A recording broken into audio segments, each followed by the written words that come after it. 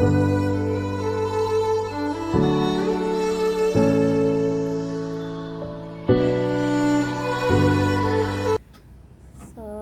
I wanted to talk to you a little bit about what some of the steps I took or some of the things I did after, doing chromosome testing, blood work, testing your hemoglobin, HSG x ray, and genetic counseling. There were some measures I took on my own, watching YouTube videos, reading stuff online on how to possibly try to reduce my chances of getting pregnant. So some of the products I use, most of these products I use on Amazon, but I did use Pre-Seed. You see here, Pre-Seed is for use when trying to get pregnant. And so I use that. You use that before you have sex. It comes like this in a lube. And then it comes with one of these. So you put it inside there and then you insert it into your vagina. And it's supposed to be for, helps support sperm quality. And then it mimics your own fluid. That's what it says on the box. We tried it, when you're on your trying to conceive journey, you try a lot of things that you didn't try before. Was it the cause that I got pregnant? I'm not sure if it worked or not, but we did use that. Another thing you have to do, I would say, is even if you're not pregnant yet, is taking prenatal vitamins.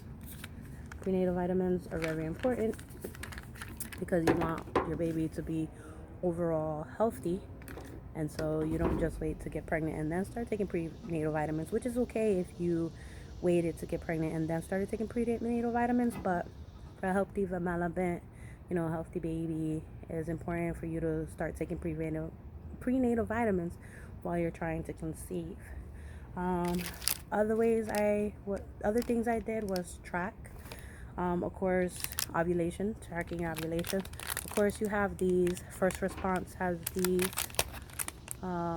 ovulation kits, but they tend to be more expensive. They're like $15 for two, or you could get the dual pack that comes with the pregnancy testing. But when you're trying to conceive, tracking with these every month, I guess you would say, after your period for that fertility window, it's gonna be costly. So what I invested in, and you could get this on Amazon, was this. So it is, I think it's backwards on the camera. It's an ovulation kit, test kit, and it comes with 50 strips and 20 HSG tests. So it took 50 strips for ovulation and then 20 for pregnancy testing. And then it's pretty easy to use. There is an app you could download, but this is what it looks like. Let me show you an open one. But this is the pregnancy testing. It's pink. You see, 2 lines means you're pregnant. These are some of my old strips from when I was pregnant before. And then you have this, the ovulation. The same thing. If you ovulate it, it would be 2 lines for ovulation. But they do have an app where you can take a picture, and it will tell you whether you're ovulating. And then the tests, they work just as fine as Clear Blue or First Response. It's more affordable. One box like this, I think, costs $30. I don't know. It's been a while since I last bought a box like this, but it's pretty good for having 20 pregnancy tests and 50 ovulation kits.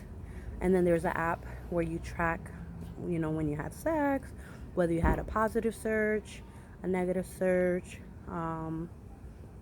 and then you take a picture and it's there, so you don't always have to remember and go back like, when did I ovulate? And then it's important after your period to have sex every other day.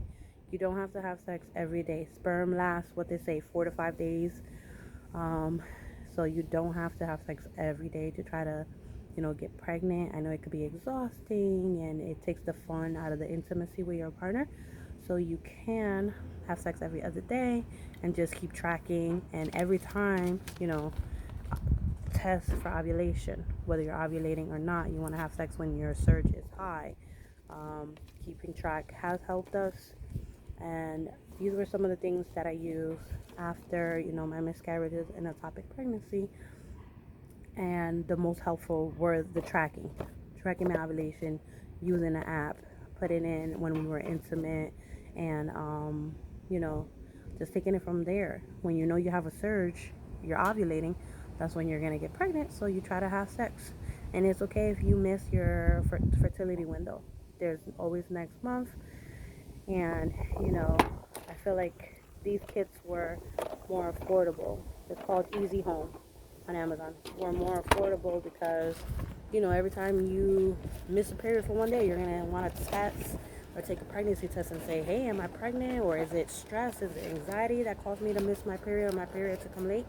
And instead of spending money on one of these that could cost $15 or more, you use a kit that you have, whenever you feel like you want to test, for your comfort, your anxiety.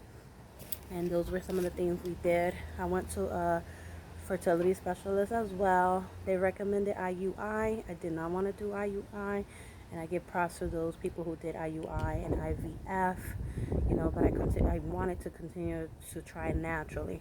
And so by the time I went to my IUI appointment, they were scheduled me for a hemoglobin test, and I had to be on my third day of my period to take that test. And when my period did not come, I canceled that appointment. I took a test.